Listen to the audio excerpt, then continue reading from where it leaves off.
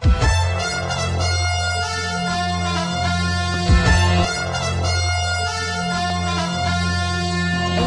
vous en parle déjà.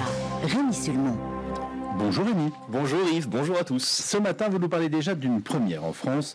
Le 2 janvier va s'ouvrir à Paris un procès exemplaire. Le fils du dictateur guinéen Théodorin Obiang doit comparaître pour corruption et détournement de fonds publics. Oui, c'est un procès qui sera suivi par tous les dictateurs de la planète et les enfants de dictateurs. C'est l'aboutissement d'une interminable procédure lancée il y a 10 ans.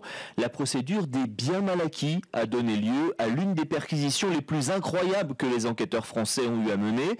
Tellement le magot amassé par le fils du dictateur guinéen est dément, sa fortune est estimée à 600 millions d'euros. On est dans le haut du panier là. Lors de ses séjours parisiens, Théodorin Obiang logeait dans les palaces. Il a laissé en espèces 580 000 euros par exemple au Crillon en 5 ans. Après, il s'est acheté un hôtel particulier parisien très exceptionnel, écrivent les juges d'instruction, avenue Foch, 6 étages, discothèque et salon de coiffure privé, robinetterie en or, superficie 5000 mètres carrés, 101 pièces refaites à neuf pour 12 millions d'euros. Tout cela payé par le détournement de l'énorme rente pétrolière de la Guinée équatoriale par l'intermédiaire notamment d'une filiale de la Société Générale, témoin assisté dans la procédure.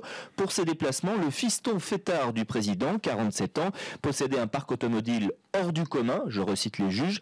L'inventaire est sans fin, Maserati, Rolls-Royce, Ferrari, Aston Martin, j'en oublie. Est-ce que le fils Obiang a déjà choisi la voiture avec laquelle il va venir à son procès début janvier? Alors, sauf surprise, le fils Obiang ne viendra pas ni en Bugatti ni en yacht.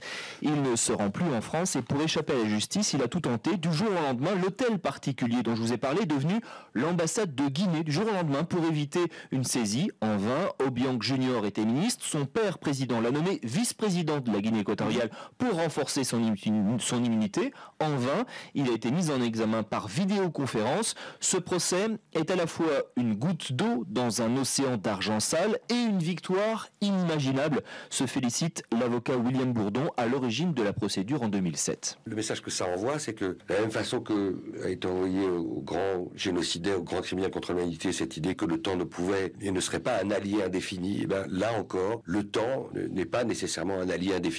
C'est un procès qui va avoir une valeur historique symbolique très forte. Ça souligne le fait qu'on est en train de basculer d'une culture du fatalisme par rapport à ces énormes flux de corruption qui sont un cancer pour l'état de droit, la démocratie, le développement, à une forme d'intolérance qui s'universalise de plus en plus. Il y a quelque chose d'irréversible.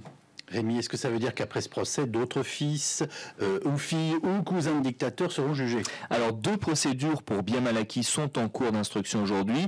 Les enfants du Congolais Sassou Nguesso pourraient être mis en examen au cours du premier trimestre 2017. La procédure contre le clan Bongo au Gabon devrait être plus longue, mais il ne faut pas en rester à l'inventaire de ces fortunes extravagantes ou aux condamnations, insiste notamment le CCFD Terre Solidaire. Il faut aussi restituer l'argent spolié aux populations. C'est le sens même du combat des biens mal acquis. Alors, quand les familles kleptomanes sont toujours au pouvoir, on ne peut pas rendre à l'État, ce serait idiot. C'est le cas ici avec la Guinée équatoriale, mais on peut trouver des formules. Au Kazakhstan, l'argent volé récupéré par les Suisses a été directement reversé, par exemple, à la scolarisation, pour la scolarisation d'enfants défavorisés. En Angola, il a servi pour des opérations de déminage. Rémi Sulmon.